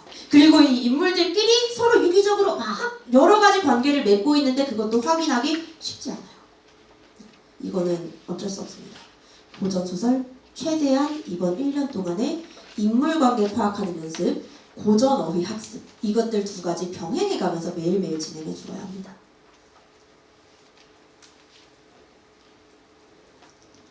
그래서 이제 구체적으로 각각의 영역들을 어떻게 공부를 하면 좋냐. 사실요, 이 3월 학평에서 출제 경향이라는 거를 막 너무 염두에 두실 필요는 없고요. 이거 교육청이기 때문에. 이제 제가 말씀드린 내용들을 토대로 집에 가셔서 학생들 어떤 부분들이 취약한지를 먼저 확인을 해주셔야 돼요. 그리고 그 취약한 부분들을 위주로 공부하는 방법들을 알려드릴게요. 문학, 제가 계속 강조드릴 것처럼 작년부터 갑자기 난이도가 높아지고 있고 교육청도 그 기조를 따라간다라는 거는 올해까지는 적어도 그렇게 계속해서 출제될 확률이 높아요. 더 이상 문학을 무시하면 안 됩니다. 그런데 아직 이 대부분의 고3 학생들이 문학을 어떻게 공부해야 될까 이걸 잘 몰라서 그냥 수특 3대로 수특 한 장 한 장 한쪽씩 풀고 채점하고 오답하고 이것만 하면서 나는 연계작품 분석하고 있으니까 공부 열심히 하고 있는 거야 이렇게 착각하고 있는 경우가 많은데요. 사실 연계작품 학습은 정말 기본입니다. 연계작품 내가 다 암기를 한다고 해도 그거 다 맞아도 사실은 4등급 5등급 나와요. 거기다가 플러스로 비연계 작품들, 처음 보는 낯선 작품들을 전부 다 맞힐 수 있어야 되는데 그러면 우선적으로 중요한 건 당연히 기출 분석이 되겠고요. 평가원 5개년 정도 분석이 다 끝난 뒤에는 너무 오래된 평가원보다는요. 사실 교육청 작품들도 괜찮은 작품들 많고요. 그 외에 이제 나올 법한 작품들 이런 것들은 뭐 이제 제가 다 짚어주는 편인데 최근에 안 나왔는데 나올 법한 낯선 작품들 이런 것들도 이제 같이 확인을 해보면서 이 두 가지를 반드시 병행을 해주어야 합니다. 그리고 대부분의 학생들은 이 고전문학 쪽이 좀 약할 테지만 또 현대문학이 더 어렵다는 친구들도 있어요. 그리고 현대문학도 이제 더 이상 쉽지 않습니다. 그렇기 때문에 내가 어떤 영역, 고전 문학이라고 한다면 고전 시가를 못하는지, 고전 소설을 못하는지, 수필을 못하는지 면밀하게 잡아내고요. 그리고 그 중에서도 뭐 때문에 못하는지, 내가 어휘를 몰라서 해석이 안 되는 건지, 아니면 해석은 얼추됐는데 거기서 정서를 못 잡아내겠는 건지, 이런 구체적인 문제를 찾아야 솔루션이 나옵니다. 그걸 이 4월이 되기 전에, 오늘 내일밖에 안 남았네요. 지금 빠르게 해주셔야 4월부터 6월까지 적어도 같은 전략으로 공부를 이어나갈 수가 있어요. 그래서 이제 제가 진행하는 수업 같은 경우에도 보시면 딱 이 EBS 연계 작품들만 다루는 게 아니라요. 그런 최근에 평가원에서 어떤 식의 제재들이 조금 많이 나오더라 라는 트렌드를 반영한 지금 출제되지 않은 작품이나 혹은 출제된 지 조금 오래됐는데 새로 나올 법한 작품 아니면 출제는 됐었지만 다른 부분들이 실릴 확률이 있는 작품 이런 것들을 제재로 앞부분에 실어놔서 그런 것들을 통해서 조금 트렌드를 파악할 수 있게끔 해주고 있고요. 그 외에도 이제 이런 실전 모의고사 통해서 기출들이었다면 이런 식으로 문제가 나왔겠구나 라는 경향성도 본인이 인지를 할 수 있어야 됩니다. 그래서 나중에는 지문만 봐도 여기서 딱 봐도 이런 거 물어보겠네 라는 감까지 잡을 수 있어야 수능장에 들어갈 수 있어요. 그리고 독서는 제가 아까부터 계속 그렇게 중요하진 않다 이 3월 학평이 라고 말씀을 드렸던 게 6월, 9월 수능 다 좀 이 3월 학평과 상당히 다르게 나올 가능성이 높습니다. 연계도 잘 안 돼요. 체감 연계율도 굉장히 낮아요. 제재만 비슷하고 지문 내용은 완전히 다르기 때문에 결국에는 또 새로운 지문을 읽어내줘야 하는 거거든요. 그렇다면 우리가 뭔가 가질 수 있는 무기가 독서는 없어요. 그렇기 때문에 정말 좀 교과서적인 얘기지만 독해력을 기르는 수밖에 없어요. 그런데 이 독해력을 기르기 위해서는 난 과학이 약하니까 과학 배경 지식들 다다다다다 공부할 거야. 난 경제 잘 모르겠으니까 경제에서 무슨 효과, 무슨 원리 이런 것들 공부하고 들어갈 거야. 전혀 쓸모가 없습니다. 어떤 지문이 나오더라도 제재와 전혀 상관없이 풀 수 있게끔 아까 제가 말씀드렸던 것처럼 각각의 문장 구조를 통해서 문단을 파악하고 뒤에 나올 내용을 예측하고 특정한 구절을 통해서 중요한 내용이나 이따가 문제에 나올 법한 내용들을 본인이 읽는 즉시 찾아내는 눈을 길러야 돼요. 그래서 이것도 사실 지금 제 수업 듣는 친구가 여기 한 명밖에 안 앉아 있는데 저 친구가 아마 알 텐데요. 저는 독서 수업을 할 때 절대 그 지문에서 다루고 있는 내용을 학생들이 이해할 수 있게끔 설명해주지 않습니다. 구조만 풀어줘요. 여기서 문제가 나왔으니 뒤에는 해결 방안이 나올 것이며 거기에 대한 한계가 나왔으니 다시 보완하는 게 등장할 것이며 이런 식의 큰 가지들을 파악할 수 있게끔 만들고요. 그 가지들을 파악하는 작은 단서들은 정말 여러 가지가 있어요. 그렇기 때문에 이것들을 계속 주입을 시켜줘야 학생들이 스스로 읽을 때에도 그런 단서들을 찾아낼 수 있는 겁니다. 사실 진짜 독해력이 지금 좋아질 수는 없어요. 리얼 독해력, 진짜 독해력이 좋아지려면 어렸을 때 책을 많이 읽었어야 합니다. 네, 그 시기는 지났고요. 지금 할 수 있는 거는 이런 조금은 주입식인 그 학습을 통해서 지문에 생긴 꼴을 보고 이런 구절이 나왔으니 뒤에 뭐가 나오겠다 라는 걸 예측할 수 있어야 됩니다. 아시겠죠? 그 방식들을 읽는 연습을 계속 해야 되고요. 화작은 아까 말씀드렸던 그대로입니다. 너무 많은 시간 공부할 필요 없어요. 그런데 화작은 딱 정해진 유형이 몇 개가 있어요. 그 유형만 알면 바로 끝나요. 그런데 그 유형도 모르는 상태에서는 정말 자기 마음대로 문제를 풀게 되기 때문에 이거는 시간도 오래 걸리고 정확도도 떨어집니다. 그때까지만 강의를 좀 들으시면 돼요. 이 몇 가지 유형, 패턴 파악될 때까지만. 그 뒤로는 정말 하루에 10분, 15분씩만 한 세트 정도씩만 풀어주시면 됩니다. 화작은 오히려 그냥 딱 이 유형들이 있다라는 것만 알고 거기서 나오는 문제 패턴들만 잡아내면 끝이지 공부 시간 많이 가져가면 손해예요. 그럴 거면 차라리 언어와 매체 선택했어야 됩니다. 공부 시간 여기서 줄이겠다고 한 선택이기 때문에 이 패턴들 파악에만 열중하시고 그 감 안 떨어지게만 해주시면 됩니다. 그리고 언매는 아직 언어 개념 이해해야 되는 단계예요. 고정 1등급이면 상관없어요. 지금 언매 계속 다 만든다 라고 한다면 어떤 유형에서 문제가 나오는지 파악하면서 평가원 규칙 풀어보는 건 좋은데요. 그게 아니라 조금이라도 헷갈리는 문법 개념이 있다 라고 한다면 6월까지는 계속 개념학습 돌려야 됩니다. 또 까먹고 또 까먹고 또 까먹어요. 네, 그렇기 때문에 이걸 계속 반복을 해주시고요. 그 다음에 이 언어 문법 파트는 좀 범위가 넓기 때문에 그 중에서 내가 어디를 모르는지 자체가 파악이 안 됐을 수 있습니다. 메타인지가 부족한 거죠. 나 다 아는 줄 알았는데 이거 설명해보라면 이거 알았는데 이것도 알았는데 이렇게 애매하게 아는 거는 사실 다 모르는 건데 대부분의 학생들이 안다고 착각하고 개념 복습을 안 해요. 그래서 반드시 이 개념 처음부터 끝까지 쭉 한 바퀴를 백지 복습을 시키시면서 내가 어디를 모르는지 파악하고 그 부분들 위주로 복습을 돌려야 됩니다. 그 뒤에 이제 개념이 좀 확보가 되면요. 그 뒤에는 각각 출제 포인트들이 좀 어디인지 이것들은 이제 선생님이 말을 해줄 수 있는 부분이니까 그 부분들은 이제 강의 통해서 익혀가시면 되는 겁니다. 그래서 처음에는 이제 수업을 이런 식으로 진행을 해요. 정말 그냥 개념 처음부터 끝까지 쭉 학습할 수 있게끔. 이건 이제 암기를 다 해주는 거죠.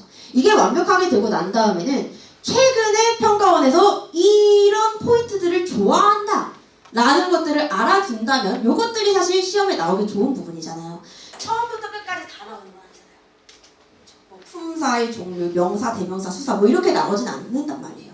그 중에서 나올 법한 부분들 이런 것들은 찝어주기 때문에 이걸 내가 찾겠다라고 생각하지 말고 본인은 그냥 개념 공부하면 됩니다. 찝어주는 건 제가 해주고요.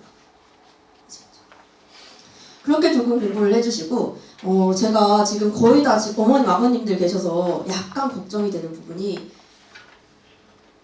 학생들 입장에서 이 학생들이 느꼈을 취약 지점을 자기가 다 지금 잊어버렸을 수 있거든요. 풀 때는 뭐가 어려웠는데 그리고 막 대충 채점하고 오답할 때까지는 아이씨 뭐야 망했어 이랬는데 그게 정확하게 어디인지 못 잡고 있을 수 있어요. 그래서 오늘 들으신 내용 기억하시고 이런 것들이 조금 어려웠다라고 했는데 어떤 부분에서 틀렸느냐라는 거를 오늘 반드시 확인을 해주시기 바랍니다. 아시겠죠?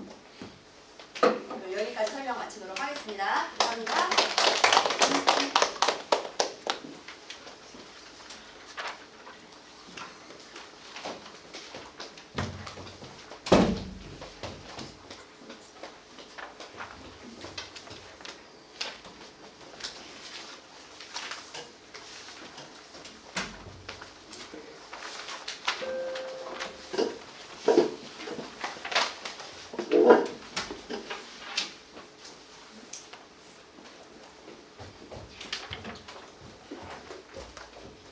네, 안녕하십니까. 앞에 저희 국어 선생님이 열광하셔가지고 저는 간단하게 해야 될 것 같아요. 시간이 좀 밀려서 시간이 많이 지체됐네요. 자, 이번에 저기 보시면은 작년 수능과 비교해서는 많이 쉽습니다. 그래서 보통 지금 보니까 한 7% 정도? 아직 재수생이 안 들어가서 정확한 비율은 잘 모르겠고요. 1등급 한 7% 정도 나올 것 같습니다. 보시면 작년에 수능이 7.8%였고요. 그 다음에 6월 모평에서도 7%대였는데 요때 중간 사이에 정부에서 갑자기 추상적 지분 내지 말라고 한 적 있죠. 그래가지고 1등급 비율이 쉬울 줄 알았는데 4.3%로 떨어졌어요. 그래서 이게 일시적 현상을 알았는데 작년 수능 봤더니 4.28%거든요. 이렇게 되면은 상대평가 영어랑 똑같다는 얘기고요.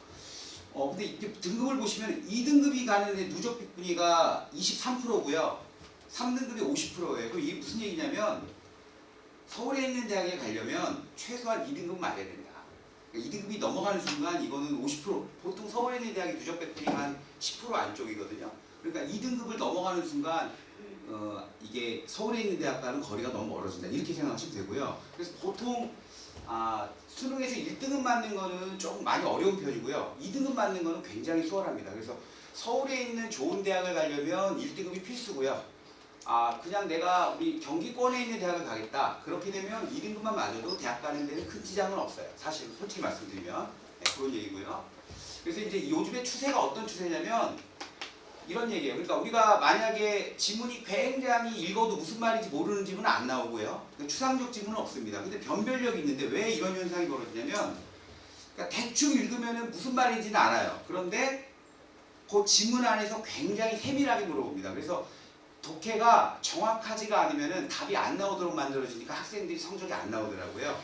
그래서 보시면은 작년 수능 기준으로 하면 요 정도 빈칸이 뭐 요 정도 때 제가 3월 교육청 애들 보니까 한 10문제 정도가 정답률이 오답률이 50%가 넘어요. 이 얘기는 뭐냐면 보통 한 그렇게 되면 7% 정도라고 제가 말씀드린 게 그런 추산으로 말씀드린 거고요. 보통 보면은 빈칸이나 순서나 문사비나 이런 것들은 어떤 유형이냐면 지문을 정확하게 알아야지 답이 나오는 거예요. 학생들 중에서 뭐 도표가 어렵다거나 뭐 신경이 어렵다거나 이런 얘기는 안 하거든요. 그거는 대충 보면 답이 나오는데 이런 애들은 뭐냐면 정확하게 해석이 돼야지 답이 나오는 거예요. 그래서 앞으로 자제분들 공부하실 때 포커스는 뭐냐면 정확하게 하는 공부를 해야 된다. 이렇게 감을 잡으시고 하시면 돼요. 그래서 방법론적으로 말씀드리면 아까 제가 말씀드린 거고요. 자, 가장 중요한 게 뭐냐면 학생들이 제일 힘들어하는 게 뭐냐면 이 어휘입니다. 그래서 그 학생들이 보통 단어장을 갖고 있는데 여기가 뭐 이투스 회사지만 보편적으로 가장 잘 많이 팔리는 게 뭐냐면 워드마스터 수능 2000이라는 단어가 있어요. 그 워드마스터 수능 2000이라는 단어를 어느 정도 암기하면 수능이 커버가 돼요. 근데 이게 제가 솔직히 말해서 우리 고3 학생들 단과를 해보고 재수생들을 1년을 가르쳐도 그걸 못 외워요. 아무리 옆에서 오라고 해도. 그래서 이게 외우는 게 가장 여러분 그러니까 단어가 외워지면은 3등급이라고 보시면 돼요.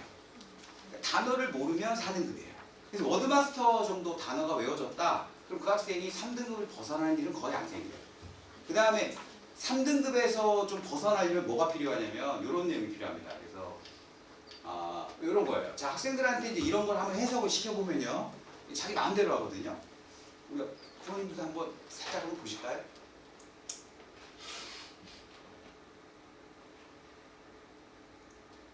이거는 원인가 뭔지는 알 거고요. 그 다음에 이게 동물원이라는 거 알 거예요. 그 다음에 스펜트는 보내다고요. 프리저그는 보존하다거든요. 그럼 학생들한테 이 구체적인 개념이 없는 학생들 시키면 어떻게 해석을 하냐면 돈동물원 이렇게 해석을 해요. 유료동물원이라고 해석해요. 그러고 난 다음에 머릿속에서 소설을 써요. 하지만 얘는 어떻게 되는 문장이냐면 원래 동물원들이 사용하고 있는 돈을 이렇게 번역돼야 되거든요. 그래서 여기 목적격 관계사가 빠졌다라는 거예요. 근데 애들이 이런 구조를 잘 모르고 단어를 조합해서 그냥 글을 읽어버려요. 그럼 그런 애들이 3등급이에요. 그러니까 자제분이 혹시 3등급이라고 하면은 얘가 해석을 잘 못하는 애구나 이렇게 생각하시면 맞아요. 자제분이 4등급이면 애가 단어를 아예 모르는구나 이렇게 생각하시면 맞아요. 비슷하게 그렇게 들어가요. 예를 들어 이렇게 되면 조금 더 고난이도입니다. 이렇게 되면 이 정도 나오면 애들이 이제 굉장히 힘듭니다. 이거는 이제 고난이도 들어가는 거예요. 아마도 이게 구문학습이 안 돼 있는 애들은 뭐 힘센 남자가 뭐 그의 손을 잡았다. 뭐 발전소에서 근무하는 사람이 뭐 그게 별소리 다 하거든요. 하지만 얘는 어떤 걸 갖고 있는 거냐면 인간은 소유한다 권력을 자신의 손 안에요. 그래서 이 파워라는 말이 있는데 얘가 목적어가 앞으로 나가도 주어 동사가 도치가 안 일어나거든요. 그래서 인간은 자신의 손 안에 권력을 소유한다. 이렇게 해석하는 학생하고 힘센 남자가 그의 손을 잡는다고는 천지 차이죠. 그래서 구조 체계가 없는 애들이 보통 3등급이에요. 해석을 시켜보면. 그래서 등급이 2등급까지는 대학 가는 데는 큰 지장 없으니까 일반적인 대학을 간다고 하면 그러면 두 가지 조건이 성립되네요. 첫 번째 뭐예요? 워드마스터 단어 암기. 두 번째 뭐 한 권의 구문책을 섭렵해서 구문을 끝내는 거. 이 두 가지가 2등급 가는 가장 안정적인 방법이에요. 그 다음에 여기서 이제 1등급 갈 때는 뭐가 필요하냐? 자, 그냥 예시를 그냥 간단하게 들어드릴게요. 자, 지금 앞에 있는 사람이 저거든요. 한 요렇게 문제가 있을 때 학생들한테 이 답을 고르게 하면 이상하게 하는 애들이 있어요. 자,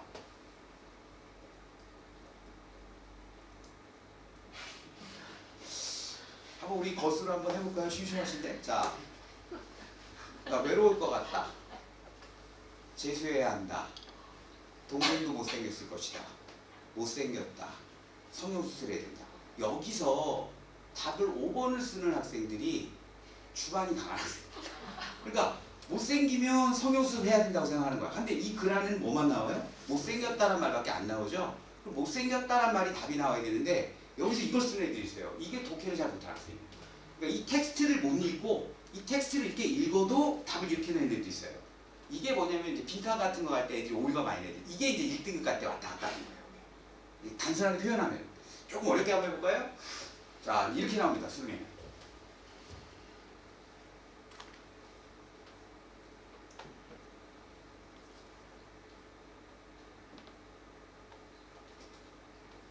이거를 그냥 해석을 하면은 그러나 시적 표현이라는 것은 반영하는데 미스터 머스크가 하고 있는 것을 반영한다. 세계에 가장 영향력 있는 소셜미디어 플랫폼 가운데 하나를 가진 미스터 머스크가 하고 있는 것을 반영한다. 이런 말들이 나오면 애들이 무슨 생각을 하냐면 이렇게 해석을 해도요. 우리가 일반적인 사람들은 이걸 들으면 이게 무슨 말인지 잘 모르는 게 맞아요. 근데 이런 거를 공부하는 게 뭐냐면 문해력 공부거든요. 그래서 이 문해력이 받쳐줘야지 등급이 2등급이나 1등급이 가요. 단순하게 해석되는 거는 뭐 주제 제목 요지 같은 거는 해석이 조금만 돼도 되는데 이런 수준에 가려면은 2등급, 1등급 맞으려면 이런 문해력이 좀 나와야 되거든요. 이런 거는 뭐냐면 가령 우리가 영어 할 때 벗이 나오면 되게 중요하다고 말하고요. 리플렉트라는 단어가 뭐냐면 A가 B를 반영하다라는 단어입니다. 그리고 얘는 수식어구이기 때문에 별로 중요한 말이 아니에요. 그래서 핵심이 뭐냐면 그러나 시적 표현이라는 것은 미스터 머스크가 하고 있는 걸 반영하다인데 자, 그럼 이렇게 해도 잘 모르겠어요. 그럼 이 말이 뭐냐? 그럼 리플렉트란 단어의 의미를 알아야 돼요. 심층으로 가면 이런 말입니다. A가 B를 반영한다는 말이 뭐냐면 쉽게 말하면 내 외모는 부모님의 얼굴을 반영한다. 이렇게 가면은 바꿔 말하면 부모님의 외모 때문에 내 외모가 나왔다. 이렇게 반영할 수 있죠. 이게 같은 말이거든요. 부모님의 외모 때문에 내 외모가 나온 거야. 그러면 B가 원인이고 A가 결과가 되죠. 그럼 이걸 풀어보면 이렇게 됩니다. 머스크가 하는 행동 때문에 그런 시적 표현이 나왔다. 이렇게 번역할 줄 알아야 돼요. 이게 뭐냐면 문해력이에요. 요 단계까지 가는 학생들이 2등급, 1등급 넘나드는 학생이에요. 요게 넘나들고요. 그 다음에 더 필요한 게 뭐냐면 순서하고 문장 삽입이라는 고난이도 유형이에요. 간접쓰기라고 하거든요. 그래서 그거에 대한 풀이의 스킬이 좀 있어야 돼요. 그래서 제가 좀 요약해서 말씀드리면 학부모님을 여기서 제가 뭐 공부시키고 그런 마음 전혀 없고요. 쉽게 말하면 이겁니다. 워드마스터 단어 하나를 암기한다. 그럼 3등급에 진입한다고 보시면 되고요. 그 다음에 해석이 좀 자유로워진다. 그럼 2등급이 된다고, 3등급이 된다고 보시면 되고요. 그 다음에 독해 지문에서 순서, 빈칸, 문장 삽입 이 기출한 5개념 정도를 분석할 수 있는 힘이 있으면 그러면 등급이 안정적으로 간다. 그래서 보통 어느 정도 영어를 공부하시면 되냐면 자기 자습량의 10% 정도 그 정도 하시면 딱 맞아요. 자기 자습량의 10% 정도 하면 딱 영어 정상량이라고 보시면 돼요. 왜냐하면 영어가 절대평가이기 때문에 89점 맞는 것보다는 90점이 낫고요. 98점 맞는 것보다는 90점 맞는 게 나아요. 어차피 90점도 1등급이고 98점도 1등급이기 때문에 90점 맞는 애들이 더 좋아합니다. 그래서 어느 정도 하시는 게 그냥 10% 정도 공부한다고 생각하시면 딱 맞는 것 같아요. 그래서 뭐 이게 이제 이번에 한번 요걸 한번 살짝 보시면 이게 3월 교육책에 오답률 2위 나온 빈칸 문제인데요. 이거 제가 한번 읽어드릴 테니까 한번 보세요 한번. 얼터란 단어는 바꾸다인데요. 현실을 맞추기 위해서 이름을 바꾸기보다는 이렇게 돼 있죠. 그럼 레더데이라는 단어는 요거랑 반대를 해야 되는 얘기예요. 그러니까 현실에 맞추기 위해서 이름을 바꾸기보다는 일본 정부는 1973년에 DDR 알렸다. 그럼 이 빈칸은 뭐가 해야 되냐면 요 단어의 신호를 보고 현실에 맞추기 위해서 이름을 바꿨다의 반대말이 와야 되는 거예요.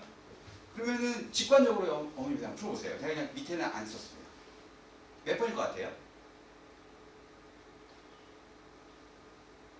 반대가 와야 되니까 자신 있게 말씀하셔도 됩니다. 아까는 반대만 찾으시면 돼요. 1번이죠? 네, 그러니까 현실이 바꿔줘야 한다. 이름에 맞추기 위해서. 아까 반대잖아요. 레더데는 반대잖아요. 그래서 이 단순한 논리가 결합됐는데 이게 오답률이 2위가 나온다는 얘기 뭐냐면 우리 학생들이 글을 읽을 때 구조적인 걸 못 본다는 얘기예요. 그러니까 단순하게 해석만 하면은 등급이 1등급이 안 나온다. 그러니까 그냥 제가 정리해서 말씀을 드리면 워드마스터 단어 암기하고요. 웬만한 문장 해석하는 연습에 한 권의 책을 섭렵하는 게 제일 좋고 그 다음에 기출문제를 바탕으로 해서 독해 키포인트 파악하는 그 훈련을 하시면 큰 문제 없습니다. 거기다가 자기 자습량의 10% 정도 그 정도 영어 투자하면 그게 정상이라고 생각해요. 그 학생들 중에서 혹시 저한테 자제분 중에 단과 듣는 학생 있으신가요? 혹시? 그러면은 그게 좀 복잡하시고 저도 우리 딸이 지금 고등학생인데 저도 가르치고 싶은데 못 가르치겠어요. 서로 이렇게 싸움 나고 불협화음이 나서 못 가르치는데 어머니께서 아마 너 단어 외워라. 너 구문 독해가 영어 선생님 들어봤더니 자 해석 좀 해야 되겠다라. 기출문제 분석하라라. 엄마가 뭘 한다고 아빠가 뭘 한다고 분명히 이렇게 나올 거예요. 그러니까 그런 일이 생기시면 저한테 보내시면 제가 이렇게 비슷하게 나가서 학생 등급 맞춰주니까 그 정도 하시면 큰 문제가 안 생길 겁니다. 제가 짧게 얘기할 수밖에 없는 상황이 돼서 수학 선생님이 이제 들어오셔서 또 한참 말씀하실 거예요. 뭐 궁금하신 거 있으시면 제가 간단하게 답변을 드릴 수 있을 것 같습니다. 제 이름은 영어 조인환이라고 합니다. 네, 감사합니다. 네. 구문책이요. 개인적으로 자습할 거는 천일문 핵심 정도 하면 좋습니다. 천일문 핵심. 네. 아니가 1등급, 2등급 영어 왔다 갔다 하긴 하는데요. 네. 제가 볼 때는 많이 공부하진 않은 것 같은데 네. 하고 있는데 이게 어느 날에 빈칸 주러운이라고 말했다가 폈다가 근데 본인 다 해석해서 다 한다고 하는데 네. 확인할 수 있는 방법이 없어. 그거는 그 문제풀이 유형에 대해서 아마 준비가 좀 덜 되는 것 같아요. 원인은 두 가지로 볼 수 있는데요. 학생은 해석을 할 때 구조적으로 하는 게 아니라 느낌으로 해석을 할 수가 있어요. 첫 번째는 그런 문제가 있으시고요. 두 번째는 뭐냐면 빈칸 문제를 풀거나 순서 문장을 살필 때 자기만의 해법이 없는 거예요. 그건 강의를 통해서 해결해야 되지 이게 학생들한테 이렇게 해갖고는 안 되고요. 직접 문제를 풀고 옆에서 이렇게 풀어보는 걸 보야지 그걸 알 수 있을 거예요. 근데 아마 두 가지 문제 중에 하나일 거예요. 저희 아이는 선생님께 인터뷰를 듣고 네네네. 엄마랑 요즘 가능으로 풀었는데 네. 이게 구조로 가려니까 네. 불안해. 아직은 이 구조로 푸는 건 점수가 너무 안 나와. 네네네. 이럴 때 어떻게 해요? 근데 제가 그거는 결정적으로 말씀드릴 게 뭐냐면 작년에 뭐 재수하거나 고3 애들 보면은요. 초반에 성적이 잘 나오다가도 후반에 안 나오는 애들이 있고요. 초반에 성적이 정말 안 나오는데 이렇게 해석을 시켜보거나 단어를 보면은 애가 해석을 또 알고 단어도 돼요. 네네. 그런 애들은 수능 오히려 1등급이 나와요. 그러니까 1등급을 안정적으로 가다가 선생님 방법을 쓰면 2등급이 나온대요. 네 맞아요. 그렇게 돼요. 그렇게 되면 다시 올라갈 수 있는 맞아요. 거죠? 올라갈 수는 있어요. 올라갈 수 있는데 공부가 지금 3, 4월 달에 영어를 좀 많이 해야 되는 이유는 뭐냐면 그렇게 천천히 하는 공부를 할 수 있는 거는 지금밖에 없어요. 지금 해야 되는 거지 영어를 후반에 가서 9월 달쯤에 성적이 안 나온다고 구문 독해를 한다. 워드마스터를 암기한다. 이거는 좀 덕담할 수밖에 없는 상황입니다. 그때가. 그러니까 초반에 공부를 안 해놓으면 영어는 힘들어요. 네. 초반에 학원을 보내시더라도 초반에 좀 빡세게 보내시고 만약에 꼭 초반에 좀 애가 돼 있으면 후반에 자습 능력이 생기면 공부하기가 좀 편해지는데 제가 이렇게 실무적으로 가르쳐 보면 단어하고 해석이 안 된다. 특히 해석이 안 되는 애들 있죠. 후반부에 가서 성적 안 나오면 솔직히 말해서 답이 없습니다. 아까 저희 아이 같은 경우 추천해 주실 만한 강의가 어느 건가요? 선생님 인터넷 강의요? 아니 선생님 저요? 지금 고3 제가 지금 3시 40분부터 수업을 하는데 네. 지금 현재 학생들 수업하고 있어요. 그래서 구문독해하고 지금 현재 문해력 강의 지금 하고 있거든요. 보내시면 학생이 어머님이 설명했다 이렇게 말씀해 주시면 제가 교재 무료 드리겠습니다. 네. 해석은 된다 하는데 선지에서 항상 하더라고요. 그거는 이렇게 학생이요. 어머니들 이렇게 관심이 있을 줄 몰랐는데 제가 이런 걸 못 봐요. 네. 해석은 했죠. 아까 제가 미스터 머스크 같은 거 보여드렸죠. 반영한다는 말 나오잖아요. 그 의미가 무슨 말인지 몰라요. 그건 선생님한테 배워요. 이거를 선생님마다 스타일이 좀 다른데 저는 이런 표현이나 리플렉트라는 표현이나 이런 거는 전부 다 제 강의에 들어가 있어요. 그래서 그거는 선생님한테 배워야 되는데 선지가 안 되는 거는 이런 면이 굉장히 크겁니다. 이걸 해석은 다 해도요. 얘랑 얘랑이 반대라는 걸 모르면 답을 못해요. 리플렉트라는 단어를 잘 모르면 답이 잘 안 나와요. 어머님들 한번 가령 A가 B를 설명한다 하면 어떤 뜻일 것 같아요? A가 B를 설명한다.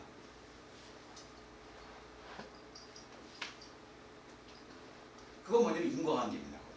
그러니까 그게 머릿속에서 캐치가 안 되면은 시험을 볼 때 어려워요. 그래서 그런 관계 맥락 파악, 상위권 학생들은 그쪽이 좀 약한 거고요. 중하위권 학생들은 단어 해석이 약한 거고. 그러니까 학생마다 좀 다른데 웬만하면은 그 중간점 찾으려고 노력하고 있고 그렇게 해서 지금 하고 있습니다. 아마도 제가 보기엔 그럴 것 같습니다. 포커스를 못 맞추는 거예요. 해석은 다 되면. 근데 이런 것도 있습니다. 해석이 된다고 착각하는 학생이 있다. 네.